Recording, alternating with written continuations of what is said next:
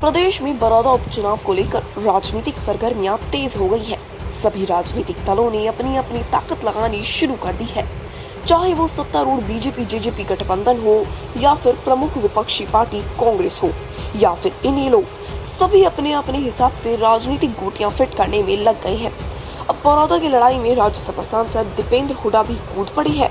उन्होंने उपचुनाव में कांग्रेस की बड़ी जीत का दावा किया है और बीजेपी के उल्टे दिनों की भविष्यवाणी तक भी कर दी है।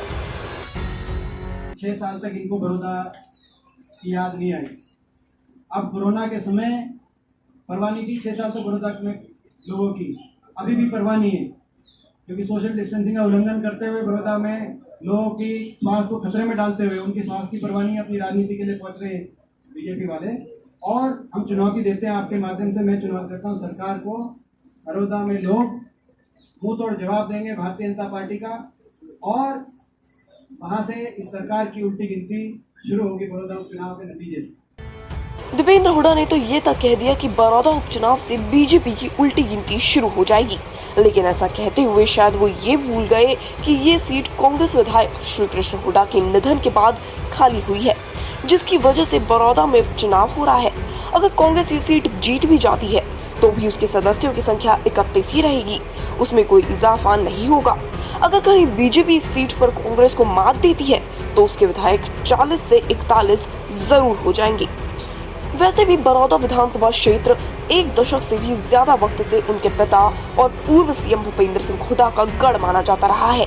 2009 से अब तक हुए 3 लोकसभा और 3 विधानसभा चुनावों में कांग्रेस को ही जीत या फिर बढ़त हासिल होती आई है। विरोधी पार्टियां तो इस सीट पर हारती या फिर पिछड़ती ही आई हैं। बीजेपी का तो इस सीट पर आज तक खाता भी नहीं खुला है। अगर बीजेपी ये सीट हार भी जाती है तो भी उसे ज्यादा फर्क नहीं पड़ेगा। वहीं कांग्रेस की बड़ौदा सीट पर हार भूपेंद्र सिंह हुड्डा का कद जरूर कम कर सकती है। इससे समूचे प्रदेश में यही संदेश जाएगा कि हुड्डा को उनके गढ़ में हराया जा सकता है। कांग्रेस ने भले ही पिछले 3 विधानसभा चुनावों से लगातार बड़ौदा सीट पर जीत हासिल की हो, लेकिन उसका ग्राफ चुनाव दर चुनाव गिरता जा रहा है। जीत के अंतर में लगातार गिरावट आई है। 2009 के विधानसभा चुनाव में 59% मत लेने वाली कांग्रेस 2014 में 42% मतों पर आ गई। 2019 में और भी कांग्रेस के मतों में गिरावट हुई और वो 35% मत ही ले पाई। ऐसे में सवाल ये उठता है कि दीपेंद्र किस आधार पर जीत का दावा कर रहे हैं। अगर जीत को लेकर दीपेंद्र इतने आश्वस्त हैं, तो वो जीत को लेकर इतने लंबे चौड़े दावे क्यों कर रहे हैं? कहीं दीपेंद्र हार से डर तो नहीं रहे हैं? कहीं उन्हें ऐसा तो नहीं लग रहा कि उपचुनाव में उनकी पार्टी को कड़े मुकाबले का सामना करना पड़ सकता है?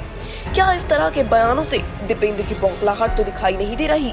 बड़ौदा के रण में कौन बाजी मारेगा ये तो नतीजों के बाद ही पता चलेगा, लेकिन उपचुनाव ने हुड्डा परिवार के पसीने जरूर छुड़ा दिए हैं।